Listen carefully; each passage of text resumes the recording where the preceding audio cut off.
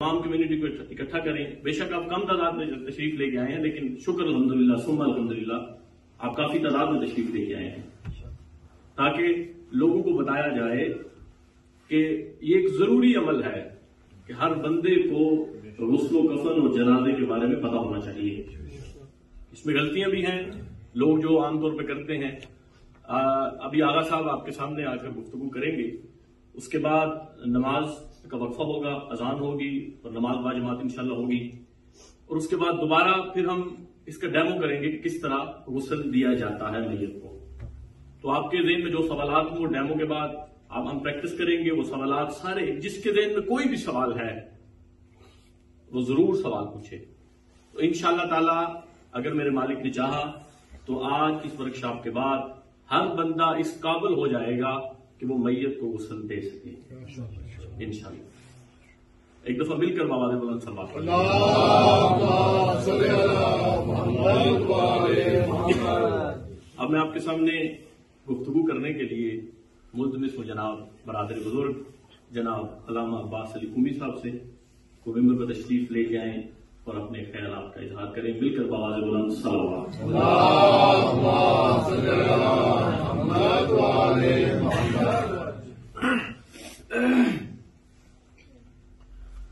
औज़ुबिल्लाहिमिनश्शैतानिर्रजीम बिस्मिल्लाहिर्रहमानिर्रहीम अल्हम्दुलिल्लाह व कफ़ा व सलामुन अला इबादिहिल्लज़ीना इस्तफ़ा खुसूसन अला अबिल क़ासिम मुहम्मद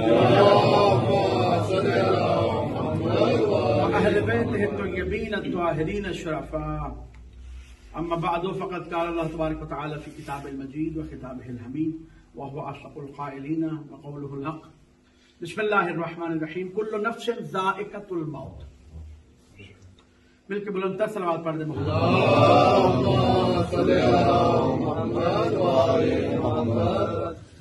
सबसे पहले मैं आप सब साहिबान का जो तशरीफ लाए और जो माएँ बहनें बेटियां पर्दे में तशरीफ लाई, सबका शुक्रगुजार हूँ कि आपने इस अहम और मुहिम जो हमने काम यहाँ पे अंजाम देना है इसके लिए टाइम निकाला, वक्त भी निकाला।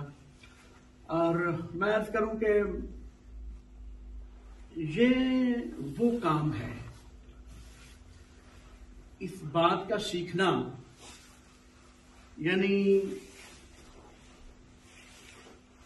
गुस्ल, कफन, फिर दफन, ये आखिरी 3 मराहिल हैं इंसान की जिंदगी के। इन तीनों बातों का हम आज बयान करेंगे और फिर उसका प्रैक्टिकल भी करेंगे जितना हो सका, क्योंकि पढ़ के सुन के बाद औक़ात वो समझ नहीं आती जो प्रैक्टिकल देख के समझ आती है। बेशक सवाल पढ़े मोहम्मद।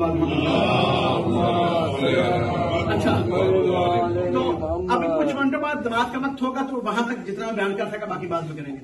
तो जानकारी के वक्त सबसे पहले किबला रुख करें मैयत को, और उसके पास तलकीन पढ़ेंगे, मुस्तहब है, कुरान पाक पढ़ा जाए, मुस्तहब है।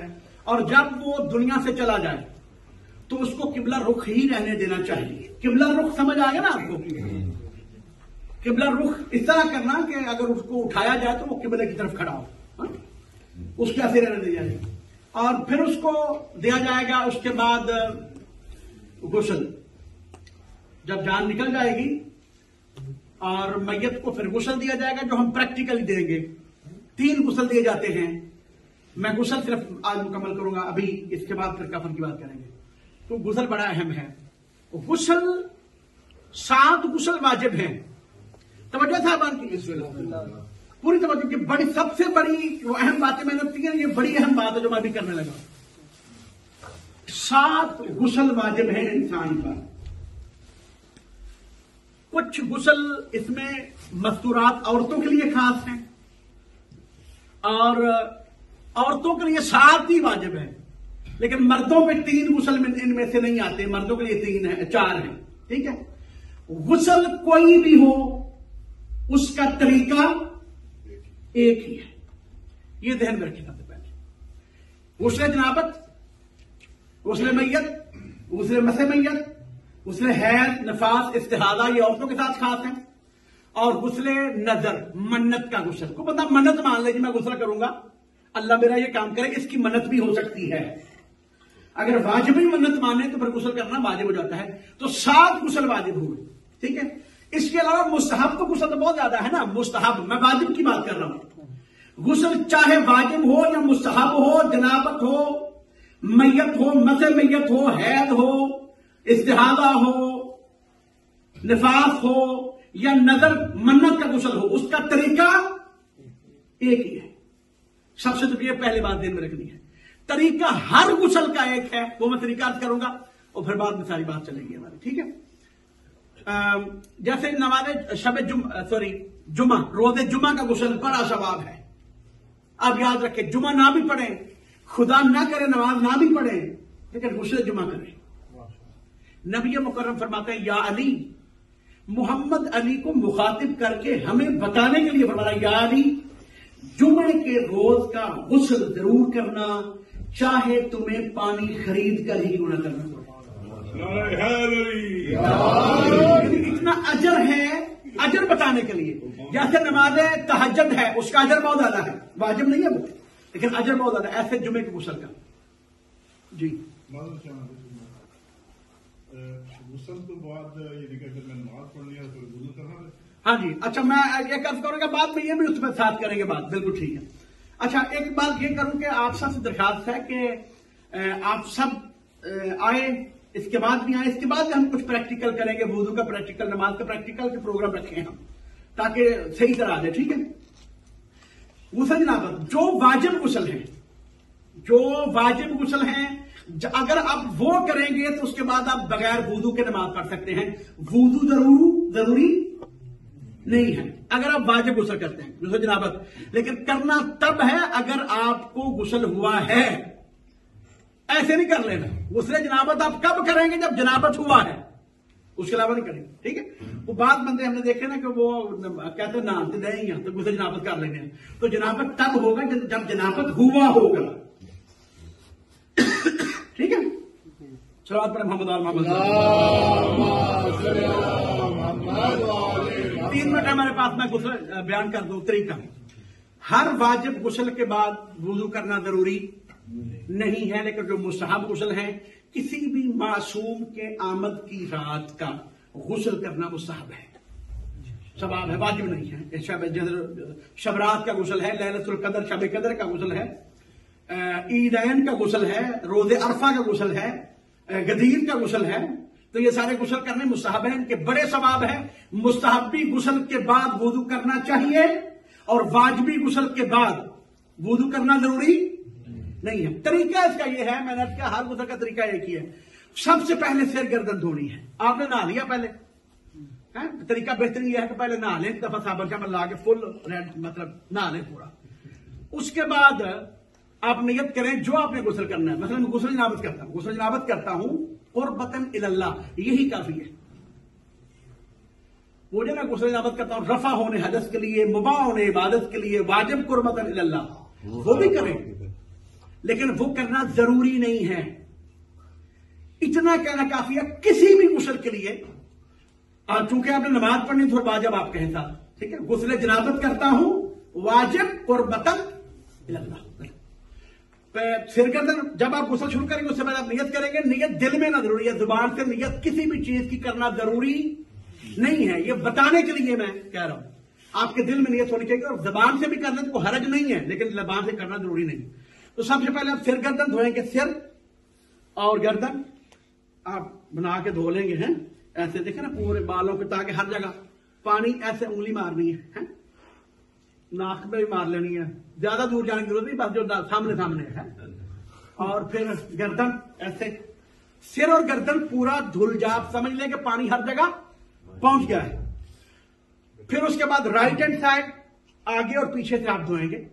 फुआरा लगा हुआ, मतलब फुआरा टूटी फुआरा शावर है, तो आप पूरी तरह पूरा पानी हर जगह पहुंच जाए, हाथ आप हर जगह ले जाएंगे जहां तक जा सकते हैं।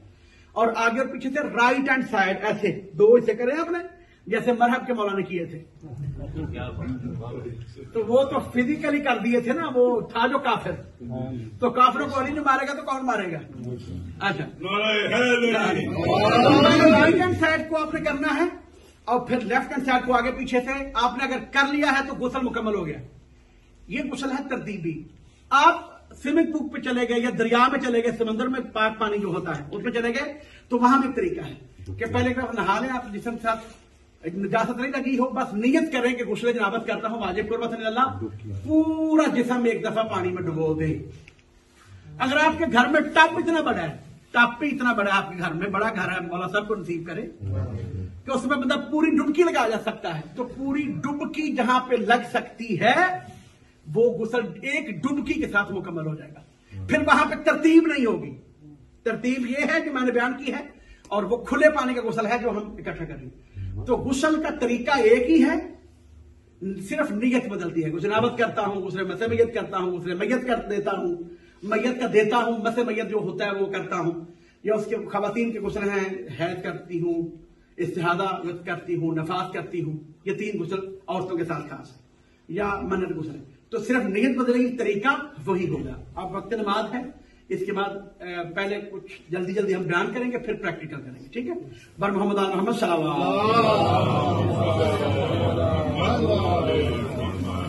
मोहम्मद आल मोहम्मद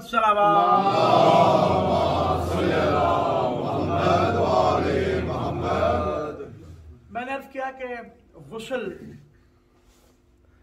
वाजिब 7 हैं और मुस्तहब बहुत सारे हैं, तरीका उनका एक ही है। तो अभी हम प्रैक्टिकली बताएंगे कि गुस्ल मैयत कैसे दिया जाता है। गुस्ल मैयत की 3 किस्में हैं, पहले मैं जल्दी जल्दी बयान कर लूँ। सबसे पहले जब आप मैयत को गुस्ल देना चाहते हैं तो मैयत को एक दफा पूरा वाश कर लें, नहला लें। डायरेक्ट पाइप पानी का हो या जैसे भी साफ पानी के साथ, खालिस पानी के साथ इसको नहला लें। साबुन भी लगा सकते हैं आप इसको, ठीक है? एक छोटी सी जो लोग समझते हैं, एक वाहिद जगह हज और उम्रा है जहां पर आपने कोई किसी ऐसा साबुन नहीं लगाना जिसमें मामूली सी खुशबू हो या शैम्पू नहीं लगाना। वो आपने अपने बदन को ऐसे ही लेके जाना है अल्लाह के पास जैसा है।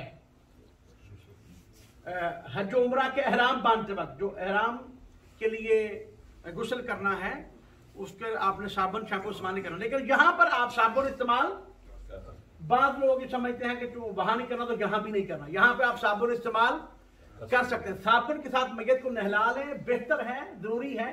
उसके 2 फायदे हैं। एक तो जरूरी इसलिए है कि अगर कोई नजासत, कोई गंदगी, जब ये रूह इस बदन से निकल जाती है तो ये बदन, ये अकेला ढांचा रह जाता है, इसका इख्तियार नहीं रहता, ठीक है? सल्लल्लाहु अलैहि मोहम्मद आल मोहम्मद।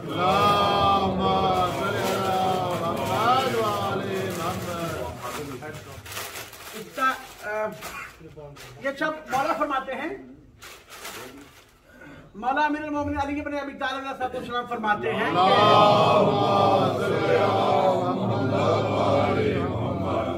तुम क्या समझते हो ये आंख देखती है, ये तो चर्बी है, ये क्या देखेगी? और क्या समझते हो ये कान सुनता है, ये तो हड्डी है, ये क्या सुनेगा? मेन किरदार है उस रूह का, ये सिर्फ वसीला है उसके लिए। रूह असल में देखती है, और जब रूह इस बदन से निकल जाती है तो आंखें तो यही होती हैं, बदन के साथ होती हैं आंखें, उसके बावजूद रूह देख सकती है। रूह को अल्लाह ने इतनी पावर दी है, इतनी ताकत दी है कि हम अंदाजा नहीं कर सकते। रूह को हम सिर्फ गलीज करते हैं अपने गुनाहों के साथ। कोई शख्स गुनाह छोड़ दे, वो शख्स वो काम करेगा जो अंबिया किया करते थे, करामत वाले। जो शख्स गुनाह छोड़ दे उसके हाथों से करामात सरजद होंगी। ये बड़े बड़े उलमा का बयान है, रिवायात इस पर मौजूद हैं, सिर्फ गुनाह छोड़ने। जब हम गुनाह करते हैं, आंखों का गुनाह, हाथ का गुनाह, जुबान का गुनाह, कानों का गुनाह जब हम करते हैं तो हमारी रूह आलूदा हो जाती है, वो अपनी पावर, अपनी ताकत खो देती है।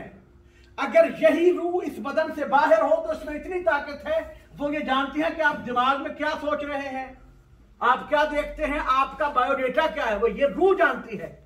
और यही रूह जानती रहे अगर हम गुनाहों को तर्क करें। और इसलिए भी नहीं जानती, एक वजह यह भी है कि राजों का पोशीदा करने वाला खुदा है। अगर कोई बंदा जान ही जाए तो वो पता नहीं उसको बताता भी नहीं, ये ऐसे करता है, ऐसे करता है। ये भी एक वजह है। लेकिन ये तय है कि जो गुनाहों से रुकता है, जो अपने आप को गुनाहों से रोकता है, वो ये भी नहीं करेगा, क्योंकि किसी का राज फाश करना भी गुनाह है बिला वजह, जैसे चुगली है। ठीक है, सलावत पढ़ते मोहम्मद आल मोहम्मद। जब रूह निकल जाए तो फिर ये बदन बेजान हो जाता है। इसके जो बदन के सुराख हैं, ये हैं शर्मगाहें हैं, किसी चीज पर इख्तियार नहीं रहता। इसलिए ये फरमान है कि कम खाएं। अल्लाह जो ज्यादा खाते हैं मेरे स्नेहित उनको कम खाने की तौफीक दें। कम खाने की वजह यह भी है कि अगर ज्यादा खा के बंदा मर जाए ना, तो फिर तो 2-3 दफा ना लाना पड़ेगा मैयत को, क्योंकि कंट्रोल तो रहता नहीं है? तो कम खाने की वजूहात में से एक वजह है। तो पहले रूह निकल जाए तो फिर इसका किसी सुराख पे इख्तियार नहीं है। तो सबसे पहले इसको नहलाएं साबुन के साथ, और नहलाते हुए बेहतर है कि इसके पेट को दबाएं, क्योंकि अगर कोई इसमें गिलाजत है जो पेट की तरफ से निकलेगी नीचे से, तो वो निकल जाए। इसको ऊपर नीचे उठा के एक दफा बना के नहला दें, और ये मेक श्योर कर लें कि अब ये इसको जहरी निजासत कोई नहीं लगी हुई, ना खून, ना पेशाब, ना पखाना, ना कोई और इसके अलावा जहरी निजासत लगी हुई नहीं है। जब आप मेक श्योर कर लें कि ये नहलाया जा चुका है, अब गुस्ल शुरू होगा। 3 गुस्ल हैं मैयत को देने जो वाजिब है। नंबर 1 आबे सिद्र यानी बेरी के पत्तों का गुस्ल, नंबर 2 आबे काफूर का गुस्ल, और नंबर 3 आबे खालिस पानी का गुस्ल, जो देंगे आप उसी तरीके से, लेकिन वो खालिस पानी से होगा। एक बहुत बड़ी गलतफहमी है जो लोगों को अक्सर होती है, वो ये है कि आबे सिद्र बेरी के पत्तों के गुस्ल से मुराद ये नहीं कि आप बेरी के पत्ते पी के पानी में ऐसे डाल दें कि पानी का रंग ही तब्दील हो जाए। नो, पानी के रंग को तब्दील नहीं करना, सिर्फ बेरी के पत्ते वैसे उसमें डाल दें, बस नाम करना उसका कि हमने बेरी के पत्ते इसमें डाल दिए, उसी पानी के साथ हमने गुस्ल शुरू करना है। ऐसे ही काफूर को पी के, जैसे कुछ लोग करते हैं, नहीं डालना, उसकी टिक्की 1-2 जो है उसको फेंक दें, फेंक दिया आपने, उसका नाम हो गया, उसके रंग को चेंज नहीं करना। पहले आबे सिदर जो मैंने बताया उसका गुस्ल देंगे, फिर आबे काफूर का, और फिर आबे खालिस का। गुस्ल कितने देंगे मैयत को? 3। तीनों का तरीका एक ही है, सिर्फ नियत बदलनी है। और जो गुस्ल देने वाले हैं वो नियत करेंगे। हर गुस्ल जो हम शुरू करेंगे तो उसकी नियत करेंगे, कम से कम 2 बंदे तो गुस्ल देने के लिए होने ही चाहिए। और गुस्ल देने के लिए कभी मत कतराएं, कोशिश करें मैं गुस्ल दूं, कहीं ऐसा ना हो कि कल हमारे गुस्ल को भी कोई कतराए। और मैंने सवाब का जिक्र किया है, पैगंबर फरमाते हैं कि जो शख्स मैयत को गुस्ल दे और उसका अगर बदन में कोई राज को देखा उसको ना बताए, तो वो गुनाहों से ऐसे पाक हो जाता है। कितना सौखा अमल है वैसे, और ये नबी फरमा रहे हैं, गुनाहों से ऐसे पाक हो जाता है जैसे मां के पेट से। तो इसलिए जुस्तजू होनी चाहिए गुस्ल देने की, और डरना नहीं चाहिए, क्योंकि मरना तो सबने है। आज ये डेड बॉडी पर, ये भी डेड बॉडी है, डेड बॉडी होती है, जब रूह निकल जाए तो हमारी भी ऐसी पड़ी होती है। हम मिट्टी है, ये प्लास्टिक, फर्क भी है। हम मिट्टी से खनखनाती हुई मिट्टी से बनाया अल्लाह ने, और ऐसे ये लाला लाला करती फिरती है, मैं वो नजस कतरे से बनाया अल्लाह ने। और ठाठ बात करता हुआ इंसान थकता नहीं है कोई दावा करे जो कहते मैं नजस कतरे से नहीं बना, मैं उसको नजस कतरे से बना हूं कि जिसको हाथ लगे तो मैं 3 दफा धोता हूं। लेकिन मेरी ठाठ बाट क्या है? कोई ठाठ बाट नहीं। मुझे बस सिर्फ और आजिज इंसान होना चाहिए, इनकिसारी के साथ रहना चाहिए। ठाठ बाट तकब्बर सिर्फ अल्लाह की जात को है, और उसके बाद ठाठ बाट सिर्फ उनकी है जिनको उसने दी है, मोहम्मद वाले, कि जिन पर बिना पढ़े दरूद नमाज नहीं होती। तो अब हम गुस्ल जब धुला दिया, मैयत को धो दिया एक दफा, तो करना यह है, ये भी जरूरी तौर पर, कि शर्मगाह पर कपड़ा डालना जरूरी है, ये शर्मगाह है, और यहाँ पे ग्लव्स पड़े थे, ग्लव्स पहन लें, यहाँ पे ग्लव्स होते हैं, या अगर आप चाहें तो मिट्टी का कपड़े का ग्लव्स भी आप बना सकते हैं। पाकिस्तान में कपड़े का ग्लव्स बनाया जाता है।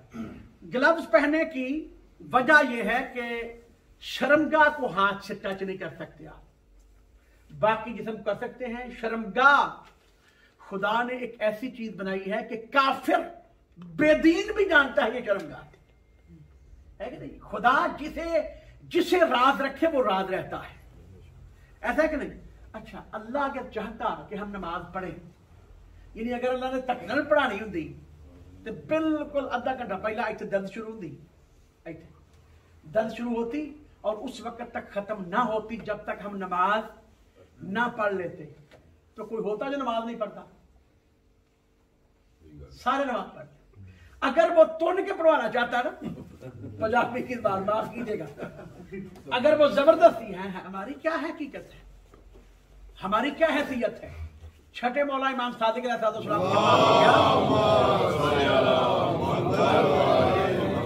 जाके कहा कि मौला ये बताएं कि हमारा क्या इख्तियार है, हमारा अपने ऊपर क्या इख्तियार है। तो मौला फरमाते हैं अपना एक पांव उठाओ, उसने उठा लिया, कहा मौला और, कहा दूसरा भी उठाओ,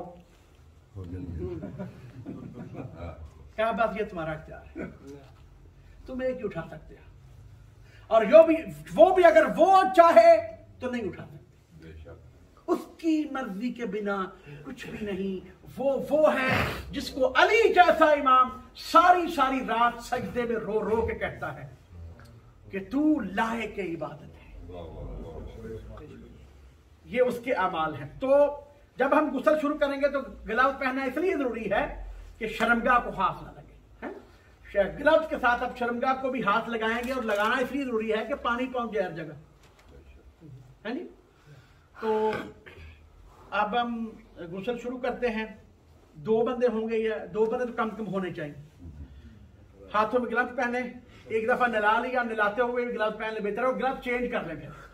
ग्लव्स चेंज करने चाहिए, अगर ना कर सके तो ग्लव्स साफ होना जरूरी है, वैसे चेंज करना बेहतर है हर गुस्ल के लिए। लेकिन ये तीनों वाजिब किफाई हैं। वाजिब की सिर्फ 2 किस्में हैं, 3 नहीं 2।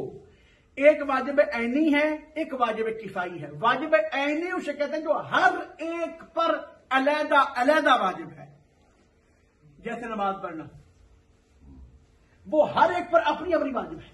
लेकिन वाजिब किफाई उसे कहते हैं कि जो सब पर वाजिब होती है, लेकिन अगर उनमें से कोई 1, 2, 3 अदा कर दें तो बाकियों से वजूब साकित हो जाता है, बाकियों पर वो वाजिब नहीं रहती। जो नमाज जनाजा है, अगर जनाजा हो गया हम सब पर वाजिब है, लेकिन हम में से किसी एक ने भी पढ़ लिया तो बाकियों को गुनाह नहीं होगा। वाजिब ऐनी नमाज है, अगर मैं पढ़ूंगा तो मैं ही पढ़ी है, तो सब पढ़नी नहीं, ये नहीं कह सकते चलो ना जो पढ़ लेंगे सारी खैर है। नमाज अपनी अपनी सबने पढ़नी, ठीक है। तो वाजिब किफाई है ये गुस्ल, हम सब पर देना वाजिब है, लेकिन अगर हमने 2 ने दे दिया तो आप पर वाजिब साकित हो गया। कफन सब पर देना वाजिब है, 2 ने 1 ने दे दिया, बाकियों पर ऐसे ही जनाजा है, ठीक है। इसे वाजिब किफाई कहते हैं, लेकिन है ये भी वाजिब, ठीक है। तो हम नियत करेंगे गुस्ल देता हूं इस मैयत को आब सिद्र का, बेरी के पत्तों का, वाजिब और बतन इलहला, ऐसे हम गुस्ल का आगाज करेंगे। और तरीका वो पहले बताया जा चुका है, ठीक है। सिर से शुरू करेंगे, सिर गर्दन, सिर तो है नहीं इसका, तो बस सिर से शुरू करेंगे। सिर के कानों में उंगलियां डालेंगे, हैं कानों में उंगलियां, नाक में, इसलिए कि पानी पहुंच जाए। डालना जरूरी नहीं है, पानी पहुंचाने के लिए, ठीक है। ऐसे करेंगे ताकि हर जगह पानी पहुंच जाए। फिर गर्दन हर जगह, ठीक है। फिर राइट हैंड साइड, मुर्दे की राइट हैंड साइड, ये याद रहे, दायां हाथ दाई साइड मुर्दे की, है? उसको हम धोना शुरू करेंगे। 2 इसलिए होने चाहिए कि एक उठाएगा एक तरफ से और दूसरा धोएगा। वैसे ये तो हल्का ही है, ये तो एक बंदा भी उठा सकता है। जब हम इसे धोना शुरू करेंगे तो यहां से शुरू करें, पहले अगली साइड धोते जाएं, ये इस बाजू को उठाएं और इसके बगलों से, क्योंकि वहां पर पानी, हर जगह पानी पहुंचना जरूरी है, वहां पे लेके जाएं। हाथ उठाएं और हाथ की उंगलियों में हाथ मारें ऐसे, हैं हर जगह पानी पहुंचाना मकसद है, ठीक है। बाजू धो लिया, फिर ये ऊपर वाली साइड, नीचे हाथ लेके जाए, देखना नहीं, देखना हराम है, मरे शख्स की भी, ठीक है, जो जिंदा नहीं भी है। यहाँ पे हाथ लेके जाएं, ग्लव्स के साथ हर जगह हाथ मारे, साथ में पानी डालते रहें, इसको उठा के नीचे से पानी डालते जाए, ठीक है, ऐसे यहाँ तक जाएंगे ऐसे, ठीक है। यहाँ ये पहली साइड ऊपर वाली साइड धो रहे हैं ना, ये चले गए, ठीक है, इसको यहाँ रख दिए, यहाँ चले गए, उंगलियों में हाथ डाल के हर जगह पानी पहुंचाना है, फिर वापस आ जाएंगे और इसको उठाएंगे और नीचे से, ठीक है, हर जगह हाथ पहुंचाना जरूरी है। फिर शर्मगाह के अंदर हाथ लेके जाएंगे क्योंकि पानी पहुंचाना है, ठीक है, वहां पे हाथ लगाएंगे और एंड तक जाएंगे। तो ये दाई साइड धुल गई पूरी। आपको यकीन होना चाहिए कि मैंने दाई साइड धो दी है, पानी हर जगह पहुंच गया है। जो पहले मैयत को नहलाया जाता है उसका फायदा यह भी होता है कि जहां पहले से पानी पहुंचा हो दोबारा पानी आसानी से पहुंच जाता है, ठीक है, उसका एक ये भी फायदा है।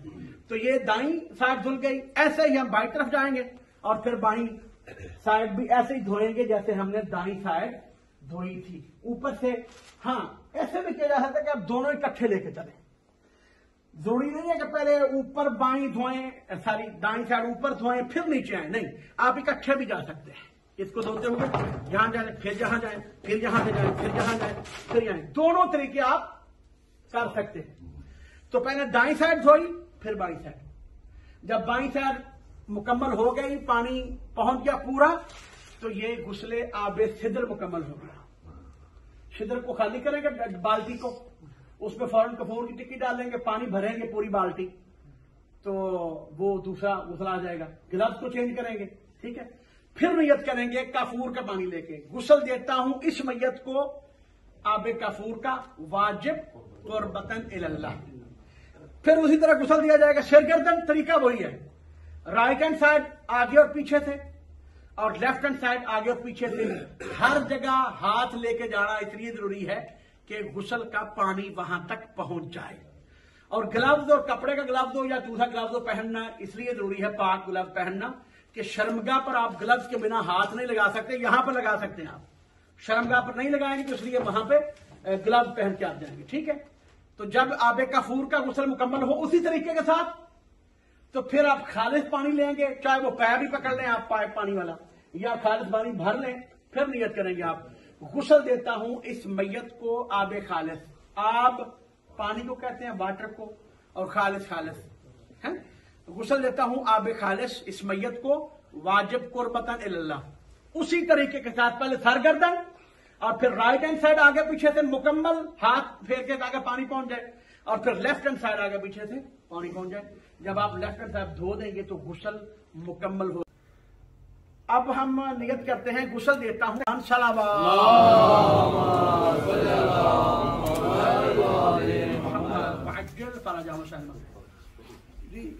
लगे साथ में रिकॉर्डिंग हो रही है ना, ताकि बाद में भी ये फायदा है, कोई ऐसी बात मिस ना हो जाए इससे। रिकॉर्डिंग हो रही है, रिकॉर्डिंग होगी, चल रहा है। अच्छा, अब हमने गुस्ल दे दिया मैयत को, तीनों गुस्ल दे दिए। अब हमने क्या करना है, कफन देना मैयत को। गुस्ल और कफन के दरमियान एक चीज आती है जो करना जरूरी है, उसे कहते हैं हनूत करना। ये लफ्ज हनूत अरबी में जो कि इस्तेमाल हुआ है तो वही अपनी जुबान में कहते हैं। हनूत करना वो क्या है, काफूर की टिक्की, काफूर को लेकर उसको पीसे और उस काफूर को आज़ाए सजदा पर लगाना है। यानी वो जगह, वो आज़ा, वो पार्ट ऑफ जिस्म जो हम सजदे में लगाते हैं उन पर काफूर लगाना है गुस्ल के बाद और कफन से पहले। वो कितने हैं, 7 आज़ा हैं जिन पर काफूर लगाना है। 7 आज़ाए सजदा हैं जिनका सजदे में लगाना वाजिब है। और एक और बात, और सिर्फ ये नहीं कि 7 आज़ा का सजदे में लगाना वाजिब है, 7 का साकिन होना, ऐसे नहीं, 7 आज़ा का रुकना जरूरी वाजिब है। अगर आपने सजदा करते हुए 7 आज़ा में पांव के अंगूठे को हिलाया या हाथ को हिलाया या गोडे या घुटने को हिलाया या सर को हिलाया तो सजदा, नमाज बातिल हो जाएगी। ये मसला एक दरमियान में आया। वो सातों अज़ा नमाज में साकन यानी रुक जाना, मुअत्तल होना जरूरी है, ठीक है। ये सातों अज़ा। अच्छा, तो सातों अज़ा पर कफूर लगाने को क्या कहते हैं? हनूत करना मैयत को। अब मैं करूंगा, मैं हनूत करता हूं इस मैयत को वाजिब कुर्बतन इल्ला। तो वो टिक्की पोर के एक पीस के अब काफूर की सबसे पहले पेशानी पे लगाया। नाक का लगाना मुस्तहब है। 7 अज़ा जो सजदे में लगाना वाजिब है वो पेशानी, पांव, हाथों की 2 तलियां, 2 घुटने और पांव के अंगूठे का गोश्त जो है, नाखून नहीं, पांव के अंगूठे का जो उभरी हुई जगह है गोश्त, वो लगाना वाजिब है, ठीक है। बाकी उंगलियां नहीं लगाना वाजिब, लग जाए तो हर्ज नहीं है। वाजिब क्या है? पांव के अंगूठे का मांस गोश्त लगाना, ठीक है। अगर नाखून बड़े हैं तो वो छोटे करने हैं ताकि वो गोश्त लगे। तो ये 7 चीजें हैं अज़ाए सजदा, उन पे हनूत करेंगे। हनूत करता है इस मैयत को वाजिब कुर्बतन इल्ला। पेशानी पे लगाया, नाक पे भी लगा लिया, फिर हाथ की हथेली पे लगाना है बकायदा, क्योंकि हाथ की हथेली लगती है ना, ये दरमियान में ये लगाना है। ऐसे कर लिया, बस ठीक है। फिर उल्टे हाथ पे लेफ्ट पे ऐसे लगा लिया, ठीक है। फिर उसके बाद घुटने को खाली करना है बकायदा, उस पे लगाया, राइट पे लगा ले, ऐसे है। फिर इसको लगाया, फिर अंगूठे पे आ गए, इसको, फिर इसको। अब जो तली में पीसा हुआ कफूर ज्यादा बढ़ गया है उसको सीने में उंडेल दे। तो वन एंड ओनली खुशबू जो आप मैयत को लगा सकते हैं, मैयत बदन बॉडी को, वो कफूर है। ना कोई अतर, ना कोई परफ्यूम, कुछ भी नहीं, वो कफूर लगाना। ये है हनूत। अज़ाए सजदा को हनूत कर लिया। हनूत समझ आ गई सबको? कितने अज़ा पे हनूत करना है? वो आज़ा, वो 7 आज़ा जो सजदे में लगाए जाते हैं, ठीक है, उन पर हनूत करना। अब कफन का मसला आएगा, ठीक है। मैयत चाहे मर्द की हो या औरत की, गुस्ल भी सेम है जैसे हमने दिया, चाहे औरत की मैयत हो, और कफन भी सेम है। एक दो इस्तेहबाब में, मुस्तहब में फर्क है। वाजिब और मुस्तहब ये 2 इस्तिलाहें हैं। वाजिब उसे कहते हैं जो करना लाजिम है, ना करें तो गुनाह होता है। मुस्तहब उसे कहते हैं जिसको करें तो सवाब है, ना करे तो गुनाह नहीं है। मकरूह उसे कहते हैं जिसको ना करें तो सवाब है, करें तो कोई हरज नहीं है, उसे मकरूह कहते हैं। मकरूह ये हराम की तरफ आता है, ये मुस्तहब की तरह है, और मुस्तहब ये वाजिब की तरफ आता है और ये मकरूह की तरह है। मसलन मिसाल के तौर पर जैसे मुस्तहब करना सवाब है लेकिन ना करना गुनाह नहीं है, मकरूह ना करना सवाब है, करना गुनाह नहीं है, ठीक है। बात समझ आ गई सारी? तो कफन में भी सेम ही है, औरत मर्द का कफन। वाजिब कफन जो है, वाजिब कफन सिर्फ 3 चीजें हैं। आपने वो दे दिया तो आपने हक अदा कर दिया। वाजिब कफन 3 चीजें हैं। एक बड़ी चादर देनी है, उसके बाद कफनी जिसे हम कमीज कहते हैं वो, और उसके बाद लोंग जो हम अभी देंगे प्रैक्टिकली भी, ठीक है। और मुस्तहब ये है कि मैयत जो मरने वाला है उसको कफन उसकी अपनी विरासत से, जायदाद से दिया जाए। और मुस्तहब ये है मरने वाली औरत को उसका शौहर कफन अपने पैसों से दे, चाहे औरत के पास जितने भी पैसे हों, ठीक है। और जो मरने वाला है उसको अपने पैसों से कफन दिया जाए, ठीक है। पाकिस्तान में कुछ इलाकों में यह भी रिवाज है कि बाबा अगर फौत हो गया ना तो उसके ससुराल वाले आके पैसे देंगे, चाहे बच्चे जवान भी हों।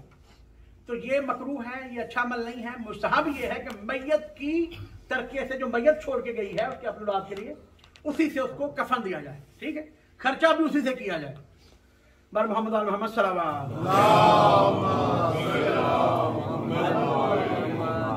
अब कफन आपके सामने ही बनाएंगे ताकि समझ आ जाए। 3 चीजें वाजिब है। और मुस्तहब मैं अर्ज कर दूं, मुस्तहब क्या है? एक एक चीज मुस्तहब बताऊंगा मैं, मर्द औरत की 2-2 चीजें। मुस्तहब अमल है एक जो यहां पे किया जाता है, अमामा बांधना। मर्द को अमामा बांधना ये क्या है? मुस्तहब है कफन में। और औरत को सर पे कपड़ा बांधना ये क्या है? मुस्तहब है कफन में। और एक और चीज जो मर्द की मुस्तहब है वो है रान पेट बांधना, और औरत का मुस्तहब है सीने बंद बांधना। सीने बंद जितना सीना है औरत का, वहां पे वैसे तो हम सिर्फ मर्दों का यहाँ कर रहे हैं, औरतों का ऊपर हो रहा है, तो मैं बता देता हूँ साथ में। सीने बंद यानी इतना कपड़ा रखा जाए, इतना के उसको पलटा के इधर ले जाएं और इसको पलटा के इधर ले आएं और छोटी सी गांठ लगा दें, सीने बंद हो जाएगा ये, ठीक है। और रान पेज यहाँ पे नहीं इसे दिया जाता, लेकिन मुस्तहब है ये। ईरान इराक जहाँ पे शिया कसरत है वहां पे रान पेज दिया जाता है, मुस्तहब है ये। मुस्तहब का सवाब ही कर लें तो सवाब है, ना करें तो गुनाह नहीं है, ठीक है। और यहाँ पे जो रान पेज मैंने जो सुना है वो नहीं दिया जाता, पर मैं अर्ज कर दूंगा आपकी खिदमत में, ठीक है जी। समझ आ गई बात की? तो सवाल जी। फ्यूनरल वाले ये सब करते हैं जी, तो वो जो पानी उनका इस्तेमाल करेंगे उसकी फीस वो सब ऐसा होती है, लेकिन वो कफन भी कहीं बार उधर से ही देते हैं, तो वो ठीक तो नहीं है? नहीं, वो ठीक इसलिए है कि आप उसके पैसे तो दे रहे हैं ना। कफन वो अपनी तरफ से नहीं दे रहे, कफन आप दुकान से भी तो लेके ना जाके। अगर वो कफन ठीक है तो आप उसका पे कर रहे हैं, तो वो ही तरीका है जो आप पे कर रहे हैं, ठीक है जी। वो वहां से ले या दुकान से जाके ले। अच्छा, अब हम कफन बनाएंगे, और कफन मैयत के लिहाज से बनाया जाता है। कफन देता हूं जो मैयत मेरे मद्देनजर है, इसको वाजिब को बदल और मैं से फिट कर रहा हूं, ठीक है। बड़ी चादर डाल देंगे ऊपर, और ठीक थोड़ा हो दूर इसके ऊपर आ जाएगी बड़ी चादर, ठीक है।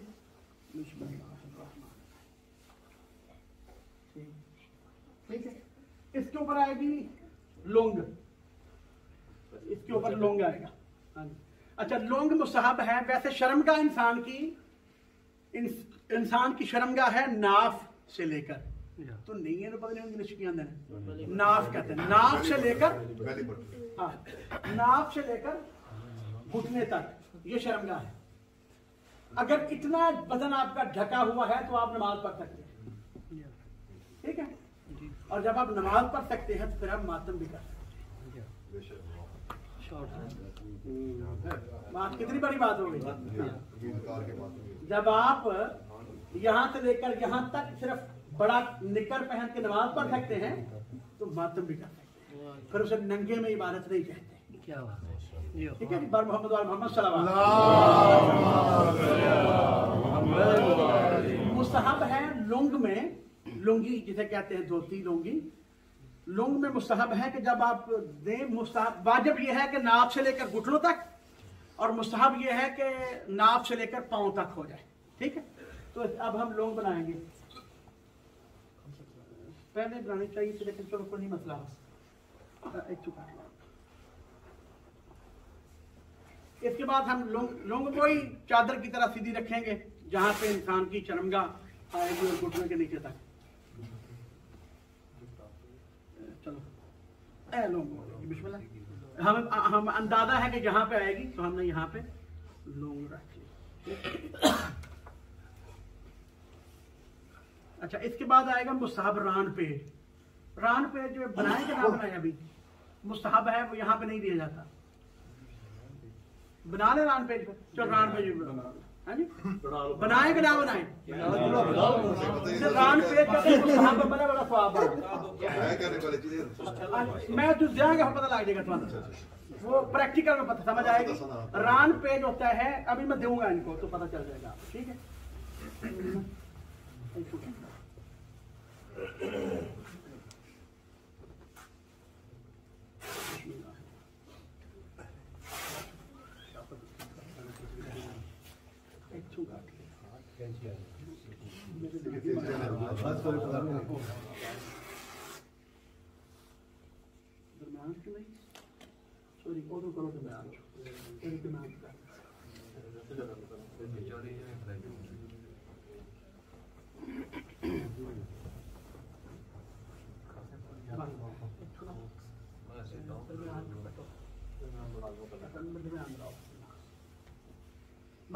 मोहम्मद सल्लल्लाहु अलैहि वसल्लम। अच्छा, ये रान पेज है। लुंगी के ऊपर चांद सारा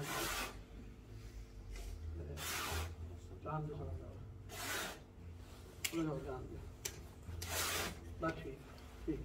अच्छा, इसको ऐसे रखना। रान पेज को यह करते हैं कि जैसे पहलवान नहीं बांधते कच्छा, ऐसे उसको मैयत की कमर में बांधा जाएगा लुंगी से पहले।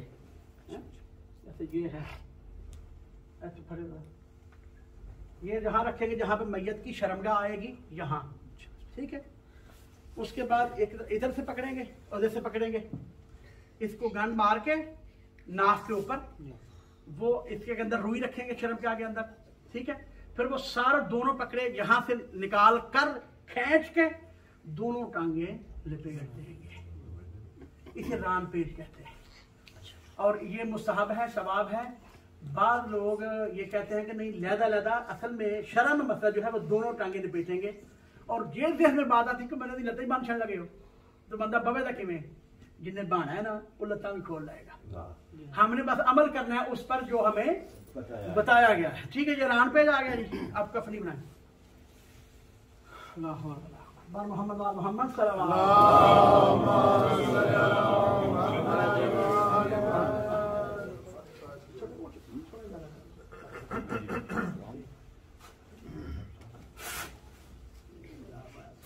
किबलाली का आदम स्पीड ठीक है वैसे। अच्छा, करबला कफन, जो कफनी आमतौर पे जो करबला कफन आता है ना, उसमें एक बड़ी चादर सिर्फ शामिल करने की जरूरत होती है जो करबला का कफन है। उसमें कफनी भी मुकम्मल होती है, लुंग भी होती है, और रान पेज आपने बनाना होता है, और एक चादर बड़ी बनानी होती है। और अगर कोई बंदा कमजोर दुनिया से गया है, जैसे जिनकी हाँ मिसाल दे रहे हैं जिनकी, अगर कोई ऐसी बॉडी है तो फिर वो करबला का कफन ही काफी हो जाएगा। और अगर कोई मुकम्मल पूरा बड़ा सारा बंदा है तो फिर वो चादर की जरूरत पैंदी है, कफनी बन गई। अब हम कफनी को रखेंगे इस तरह चादर के ऊपर। दो चादरें हमने डाली हैं, डाली एक है लेकिन आप दो समझे, एक मुसाब। और इसको हम ऐसे रखेंगे, ऐसे, क्योंकि यहाँ पे मैयत का सारा आएगा और इसके इधर करना है। और अगर आप कुछ लिखना चाहते हैं तो यहां पर खाके शिफा से, खाके करबला से या काफूर से आप नाद अली या कुछ कुरान की सूरत या कुछ दुआ लिखना चाहते हैं तो उस पर आप लिख सकते हैं, ठीक है। तो ये आगे कफनी। अब अमामा वो बाद में बांधा जाएगा। अब कफन मुकम्मल है। और लेट जाए यहाँ पे, लेट मोहम्मद सल्लल्लाहु। कफन देता हूँ इस मैयत को, वाजिब को बसन इल्लल्लाह। ये सबसे पहले रान पे जाएगा, इसको निकाल ले बाहर।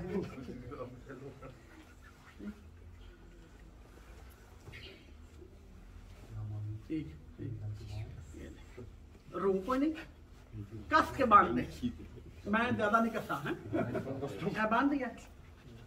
अब इसको पकड़े दोनों तरफ से, नीचे से करना है इसको, टांग के नीचे से करें, इसको भी और इसको भी।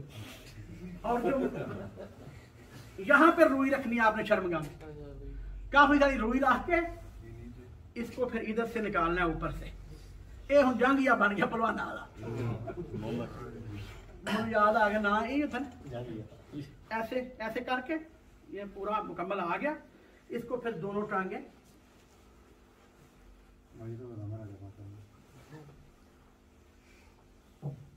यहाँ पे, ठीक है। ये हो गया रान पेज। अब इसके बाद आएगा लुंग। ये लुंग है, लुंगी। ये नाफ से लेकर इसको ऐसे करें, इसको ऐसे करें, ठीक है जी। ये आगे लुंगी। अब आएगी कफनी। हाँ, कफनी से पहले एक चीज जो मुस्तहब है वो है दो खजूर की लकड़ियां या बेरी की लकड़ियां रखना। हदीस मौजूद है और आमा के फरामीन मौजूद हैं, तर गिलियां हो, सुकियां ना हो, मतलब बालन बने हो, कि जब तक वो सुकी ना होगी, गिली रहेंगी, उस वक्त तक मैयत पर अजाब नहीं होता। हमने वो करना है जो हमें बताया गया है, ठीक है। बाज़ चीजों में वाई नहीं होता, क्यों नहीं। दीन में बाज़ चीजों में क्यों नहीं है। फजर की 2 रकअतें क्यों हैं, ये सवाल नहीं है, हुक्म ऐसा है, ठीक है। तो शरीयत में बाज़ अहकाम ऐसे जैसे यहाँ पे क्यों नहीं है। तो मुस्तहब है 2 लकड़ियां रखी जाएं, रुई बना के लकड़ियों पर, यहाँ पे रख ले, एक यहाँ पे रखा बगल में और एक यहाँ पे रख ले, मुस्तहब है। ना भी करें तो मसला नहीं है। उसके बाद आ जाएगी जनाब कफनी, तेरे बहुत सी बाल फिर बाल माने। अच्छा, ये बिस्मिल्लाह अल्लाह जिंदगी दे, सेहत दे, ठीक है। ये कफनी आ गई, यहाँ तक कफनी आ जाएगी, ठीक है। अब अमामा दे दो है कपड़ा। अब अमामा औरत है तो मकना बांधा जाएगा, और अगर औरत है तो इससे पहले सीने बांध बांधा जाएगा, कफनी से पहले, ठीक है। तो छोटा होना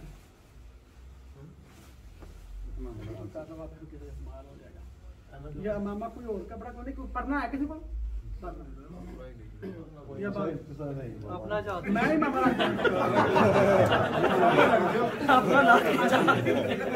नहीं। अच्छा वो जरूरी नहीं है, नहीं वो अगर सैयद भी है तो काला नहीं बांधना, मतलब काला बांधना वही सैयद वो सही। तो ये एक निशानी है, एक मिसाल है। मिसाल के तौर पर नबी पाक सल्लल्लाहु अलैहि वसल्लम जिनकी आल है आप माशाल्लाह, उन्होंने सफेद कपड़ा भी बांधा, ठीक है।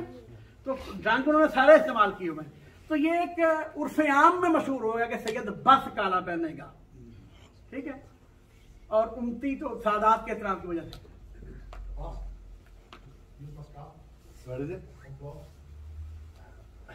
अच्छा, बर मोहम्मद आल मोहम्मद सल्लल्लाहु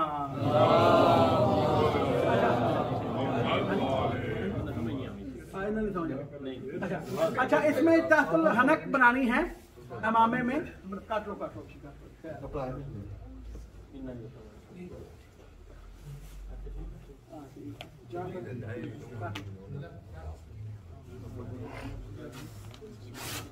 इमामे में जब पग बनना जो बांधने अमामा जब हम बांधेंगे, ठीक है। बर मोहम्मद आल मोहम्मद सल्लल्लाहु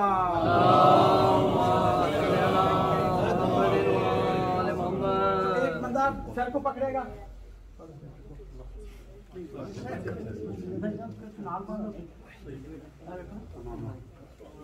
ये अमामा बांधना हमने शुक्र को से उठा के वो आप जो 2 पेज 3 पेज जितने हो बांधने के बाद सही तो नहीं बांधा जाता, लेकिन जैसे भी हो आखिरी पेज जो है ना, जैसे जो आखिरी पेज है इसे तहफुल हनक यहाँ से नीचे से करना मुस्तहब है, यहाँ से करके यहीं कहीं उसको बना दे। तो ये अमामा हो गया, ठीक है जी। कितने सोने लग दे मौला जिंदगी देने, ठीक है जी। अब ये मुकम्मल हो गया, ठीक है। अब आएगी आखिरी चादर। कर लो चादर को, इसको चादर को इधर ले जाएंगे, वो नहीं मसला जाने। चादर वैसे छोटी है, बड़ा बार होना चाहिए है, और इसको इधर ले आएंगे, और ऐसे ही दूसरी चादर भी आ जाएगी, ठीक है। चादर आने के बाद इसको ऊपर करके, सर के ऊपर करके ऐसे बांध देना, जैसे बांध दिया ऐसे बांध दो, वो भी बांध दो, ठीक है। अब यहाँ से उठाना है, ठीक है, ठीक है। चलेगा, ऐसे बांधना, ठीक है। और ये भी बांध दिया, ठीक है जी। ये कफन है, ठीक है। अब बांध दिया। अब मैयत को मौला सलामत रखे जो आदमी इस तरह रखना है उस चारपाई पर कि मैयत जो किबला रुख हो। इसको ये याद रखें, मरना सब ने है, कोई पता नहीं किसकी हाजिरी में कौन मरे। जब बंदा मरे तो उसका फौरन उसका चेहरा जब राइट हैंड की तरफ करते हैं, आंखें बंद करें, उसका मुंह बंद करें, और उसका चेहरा ऐसे ऐसे करते हैं इस तरफ, क्योंकि जहां कहीं भी आप दफनाएंगे, ये दफन में मसला भी आएगा कि जब आप दफनाते हैं तो जब आप किबला ऐसे ही पड़ी होती है मैयत, जैसा किबला इधर है तो ऐसे ही दफनाएंगे मैयत को, लेकिन किबले की तरफ मुंह करेंगे और उसकी बॉडी बदन किबले की तरफ करेंगे, ऐसे ऐसे करेंगे। और जब कब्र में रखेंगे तो ऐसे रखेंगे, ऐसे वाजिब है ऐसे रखना, और ये इस मकाम पर ना बड़ा अजीब सूरत हाल होती है, आप भी तवज्जो कीजिएगा, मैंने कई दफा की है कि जिसको कुछ पता नहीं ना वो ही बोलता नहीं कर दो, ठीक है, ठीक हो गया, ठीक नहीं हो गया। प्लीज अगर मुझे पता नहीं है तो मुझे चुप रहना चाहिए। सबसे बड़ी जहालत ये है कि जिसमें पता नहीं है ना उसमें बोल रहे। और बहुत कम मैयतें हैं जो बिल्कुल प्रॉपर दफनाई जाती हैं। ज्यादातर मैयतों में सिर्फ चेहरा ही करते हैं, कहते ठीक हो गया, ठीक हो गया, बंद करो। मुस्तहब यह है कि मैयत को, वाजिब यह है मैयत को कब्र में ऐसे रखे, बाकी पर ऐसे, चेहरा किबला की तरफ, बिल्कुल घुटने भी किबला की तरफ, पांव के अंगूठे भी किबला की तरफ, ऐसे। उसकी पिछली कंड जो है ना, ये पिछली दीवार कब्र की या संदूक के साथ लगी हुई हो, समझ आ गई जी? तो